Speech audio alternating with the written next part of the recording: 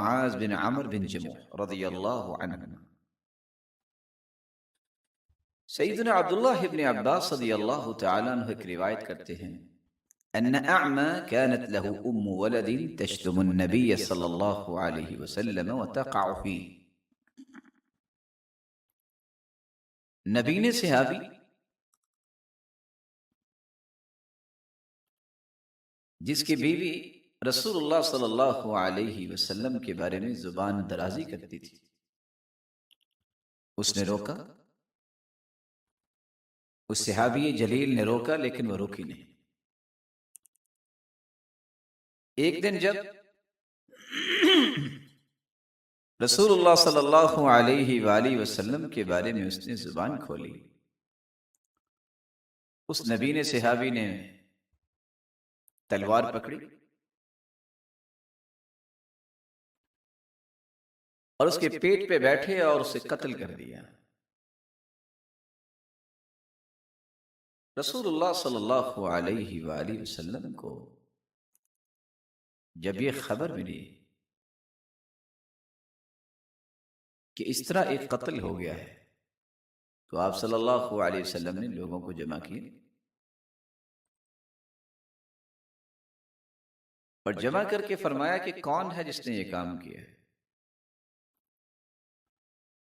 تو وہ نبی صحابی لوگوں کی گردنیں پھلانگتے ہوئے، کانپتے ہوئے آگے آئے، یہاں تک کہ اللہ کے رسول صلی اللہ علیہ وسلم کے سامنے بیٹھے۔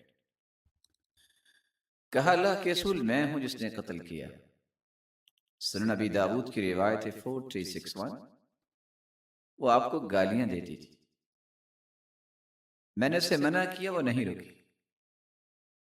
دو بیٹے بھی ہیں موتیوں جیسے اس سے، اور میرے ساتھ تو بڑا اچھا رویہ ہی تھا، لیکن آپ کی ناموس اور آپ کی عزت پر میں کوئی بات نہیں سن سکتا تھا، تو میں نے اسے قتل کر دیا۔ تو آپ صلی اللہ علیہ وسلم نے فرمایا الا اشہدوا ان دمها ہدرت، میرے صحابہ گواہ رہنا اس عورت کا خون رائے گا ہے، اس کی کوئی قیمت نہیں۔ جابر بن عبداللہ رضی اللہ تعالی عنہ بیان کرتے ہیں کہ آپ صلی اللہ علیہ وسلم نے جب یہ فرمایا من لکعب بن الاشرف فإنه قد آذى اللہ ورسولہ، کعب بن اشرف کو کون ٹھیک کرے گا جو اللہ اور اس کے رسول کو تکلیف دیتا ہے؟ محمد بن مسلمہ رضی اللہ تعالی عنہ فرماتے ہیں اللہ کے رسول یہ کام میں کروں۔ محمد بن مسلمہ رضی اللہ تعالی عنہ تشریف لائے کعب بن اشرف کے پاس اور کہنے لگے ہمیں ایک وسق یا دو وسق آپ قرض دے دیں۔ اس نے آگے سے جواب دیا کہ ارہنونی نساءکم، اپنی عورتیں گروی رکھو۔ قالوا کیف نرہنک نساءنا وانت اجمل العرب، ہم کیسے آپ کو اپنی عورتیں گروی رکھ سکتے ہیں کہ آپ تو عرب کے ہاں معروف ہو کہ آپ بڑے خوبصورت ہو۔ قال فرہنونی ابناءکم، چلو اپنی اولاد گروی رکھو۔ قالوا کیف نرہن ابناءنا، کہنے لگے کہ ہم اپنی اولاد کیسے گروی رکھ سکتے ہیں؟ کل کو یہ عار اور تانا بنے گا کہ روحینا بوسق او وسقین، کہ یہ ہے وہ اولاد جو ایک یا دو وسق کے بدلے گروی رکھی گئی تھی۔ ھذا عار علینا، یہ تو عار ہے، یہ کام ہم نہیں کریں گے۔ ہاں ولکننا نرہنک اللأم، ہم اپنا جو اسلحہ ہے، جو تلواریں ہیں، وہ آپ کے پاس ہم گروی رکھتے ہیں۔ فوعده ان يأتيه فقتلوه ثم اتوا النبي صلی اللہ علیہ وسلم فاخبروه، اس نے کہا ٹھیک ہے آجو۔ محمد بن مسلمہ رضی اللہ تعالی عنہ اپنے ساتھیوں کے ساتھ آئے اور اسے قتل کیا، اور آ کر اللہ کے رسول صلی اللہ علیہ وسلم کو خبر دی۔ صحیح بخاری 2510۔ تو آپ صلی اللہ علیہ وسلم کا یہ 12واں ادب ہے کہ اس ہستی کی ناموس اور حرمت کا دفاع کیا جائے. یہ دفاع آپ حدیث رسول کا دفاع کرنے لگ جائیں تو تب بھی ہو جائے. ایک زاویہ یہ ہے کہ منکرین حدیث کو علمی انداز میں دلائل کے ساتھ جواب دیں، سنت کا احیاء کریں، اور جن سنتوں پر عمل متروک ہو چکا ہے ان کو زندہ کریں، لوگوں کے سامنے اسلام کا خوبصورت چہرہ پیش کریں، گستاخان رسول کو قانون کے ذریعے مؤثر جواب دیں، ان کے خلاف مدلل دلائل و براہین کے ساتھ گفتگو لکھیں، ہر فورم پر مؤثر انداز میں آواز اٹھائیں. اور اگر اللہ ذو الجلال کل کو کسی ایسے منصب اور عہدے پر بٹھاتے ہیں کہ جہاں قانون کے ذریعے ایسے لوگوں کو سزا دلوائی جائے تو اس میں کامیاب تحرک کرے.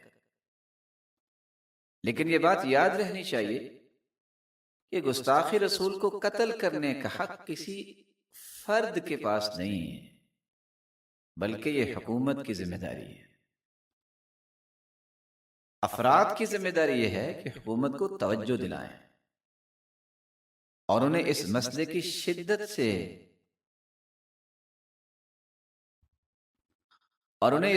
شدت کا احساس دلائیں.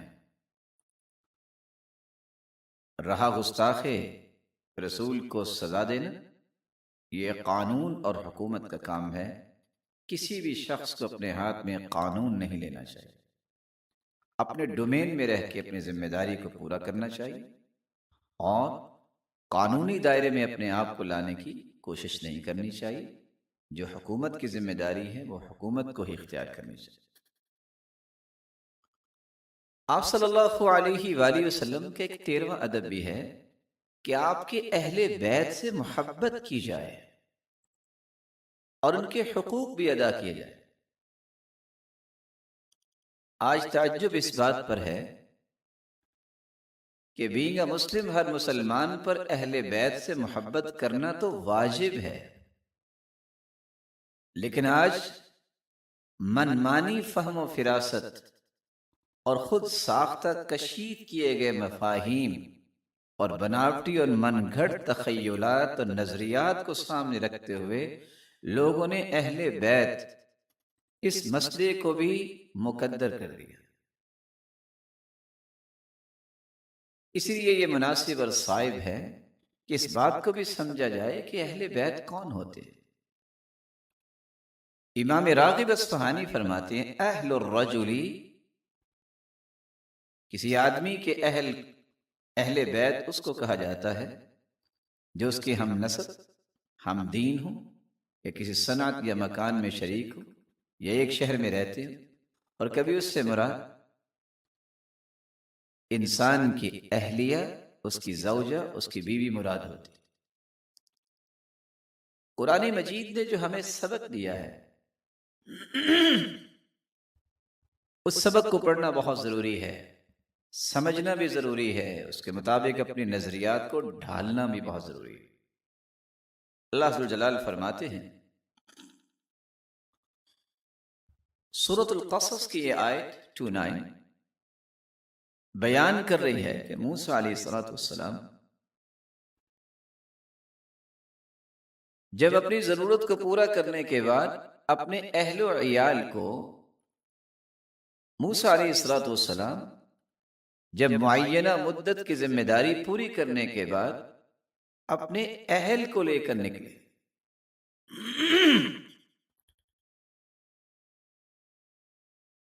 اور کوہ طور کی جانب انہوں نے انس پایا تو کہتے ہیں اچھا، اپنے اہل کو کہتے ہیں، اپنی بیوی سے کہتے ہیں تم یہاں رکو،